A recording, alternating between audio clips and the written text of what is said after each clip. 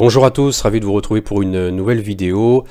Aujourd'hui, on parle de spread. On va faire un deuxième cours sur le spread trading. Typiquement, vous êtes engagé dans un trade sur le SP500. Vous misez sur une hausse du SP500. Le SP500 baisse. Et pourtant, vous arrivez à être gagnant. C'est toute la magie du spread trading. On va voir ça tout de suite sur un exemple concret, sans plan, sans transition. Pour cela, je vais vous introduire un concept qui s'appelle la valeur relative. La valeur relative, eh bien, c'est typiquement dans un spread ce qui nous fait gagner ou perdre.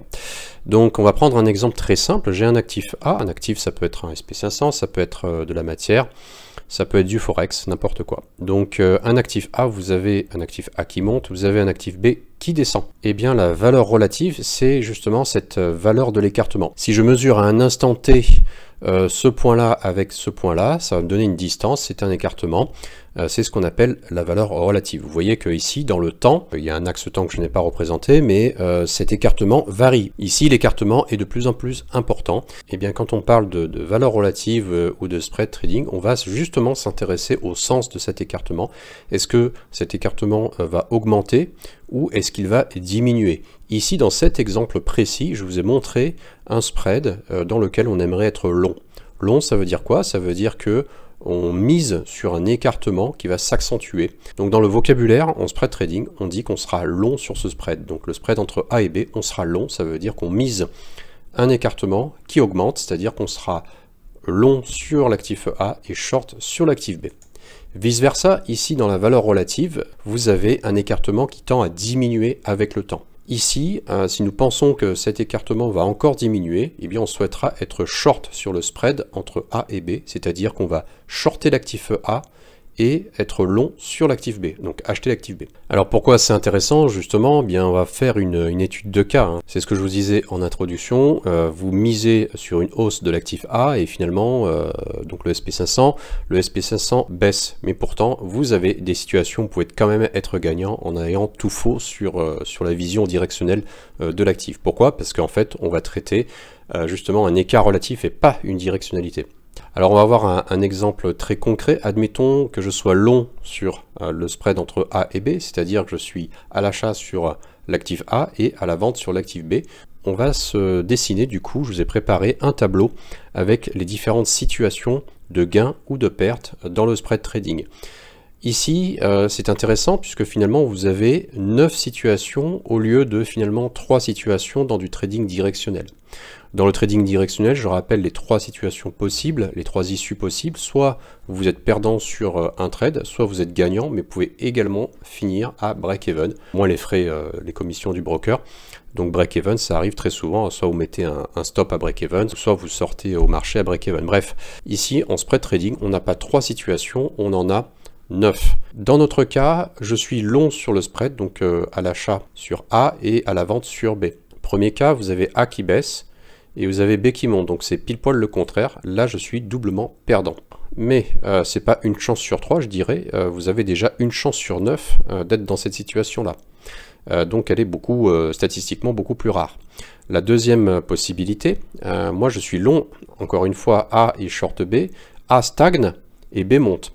Et bien, du fait que A stagne, même si je perds sur la jambe baissière, la jambe, c'est-à-dire c'est mon trade à la vente sur B, B monte, je perds sur cette jambe-là, mais je ne perds que sur cette jambe-là, A et stagne, donc ça me fait qu'une perte mineure. Enfin, vous avez donc A qui monte, mais B qui monte aussi. Donc là, c'est à voir, il faut voir qui monte le plus vite. Est-ce que c'est A? Si A monte plus vite que B, eh bien je suis en léger gain. Si c'est B qui monte plus vite que A, je suis en légère perte. Quatrième cas, vous avez donc A qui baisse et B qui stagne. Donc A baisse, mais c'est pas grave, j'ai ma sécurité, B stagne, donc je perds pas tant, puisque finalement sur B, je suis à la vente. Sur A, je suis à l'achat. Donc ma perte est mineure. Vous avez une situation flat, on va passer assez rapidement, A et B n'évoluent pas, je suis dans un trade à l'achat sur A et à la vente sur B, il ne se passe rien. Vous avez donc la 6e situation où vous avez donc A qui monte et B qui stagne.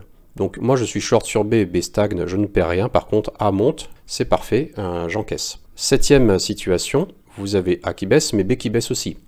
Or moi je suis short sur B, donc c'est ce que je vous expliquais en début de vidéo. Et bien mettons si A c'est mon SP500, j'ai plutôt une vision haussière mais en fait mon SP500 baisse, je peux quand même être gagnant dans la mesure où B baisse plus vite. C'est-à-dire que si B baisse plus vite, ça peut être le Nasdaq, ça peut être le Russell, n'importe quel autre actif que je vais mettre en face du spread, eh bien je peux me retrouver légèrement gagnant grâce à ça, ou même complètement gagnant grâce à ça. 8e situation, avant-dernière, vous avez A qui est flat, qui stagne, mais B qui baisse, eh bien je suis en gain. Pourquoi? Parce que A, je suis à l'achat, ça stagne, je ne perds rien, B, je suis à la vente, B baisse, donc je gagne. Et enfin, vous avez le meilleur des scénarios où A monte, donc là j'ai vraiment tout juste sur mon spread, et B baisse. Donc mes deux jambes sont en gain et donc je gagne beaucoup. En somme, je ne gagne pas uniquement quand A monte, donc avec du directionnel pur, mais aussi quand B baisse, même si A stagne, également quand A baisse et B baisse. Donc en fait, vous avez plusieurs situations où vous pouvez vous retrouver en gain. C'est exactement ce que j'expliquais dans ce petit tableau. Les cases perdantes du tableau sont moins extrêmes qu'en directionnel.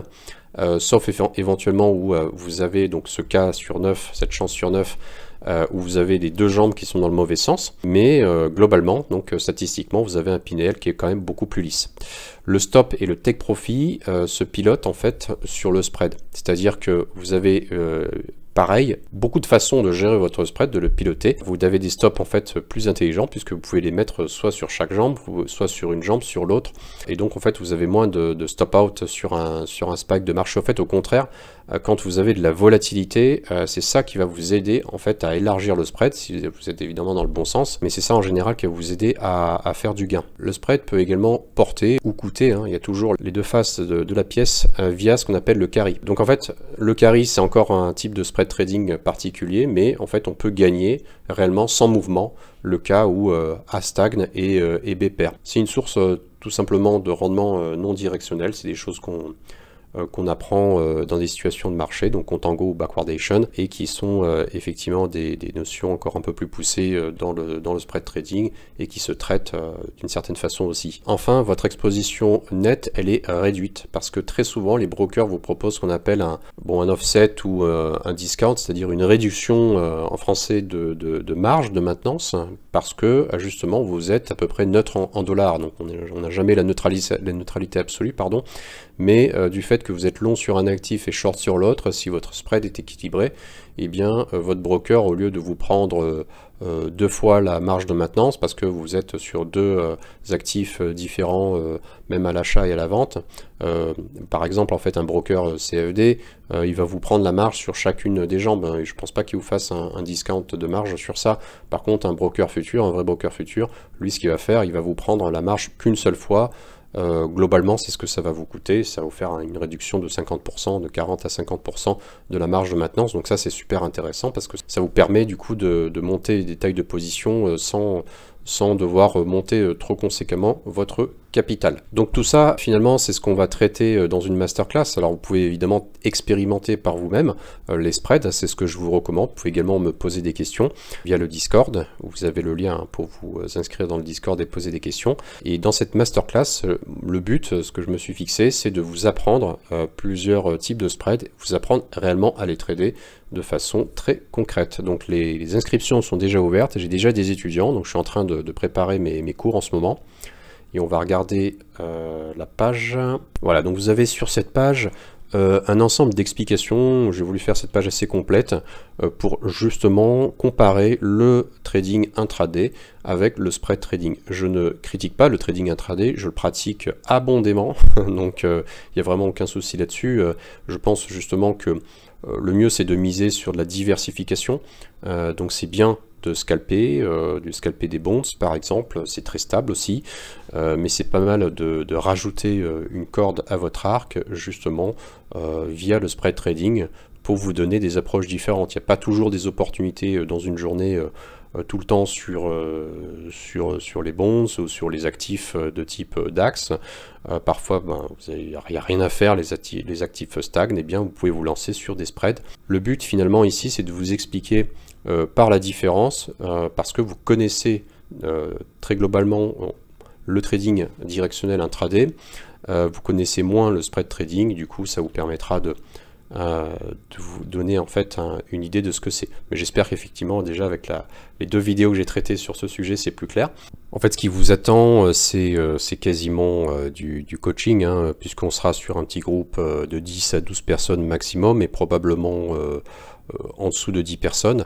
Donc c'est 8 sessions interactives, on est entre nous dans ce groupe-là, justement, ce qui me permettra d'être avec quasiment chacun d'entre vous, puisque le but c'est de vous assister pour que vous puissiez faire exactement la même chose que moi, voir les mêmes graphiques. Je partagerai également donc tous les templates que j'ai, les outils, j'ai des outils Excel qui permettent de calculer justement le poids de chaque, le coefficient pour chaque actif, puisque en fait l'enjeu quand vous faites du spread trading, c'est de bien calculer vos jambes. Des fois c'est un peu un casse-tête, donc pour prendre en compte la volatilité du marché, pour prendre en compte le coût de l'actif, combien il vous donne d'euros ou de dollars par point ou par tick.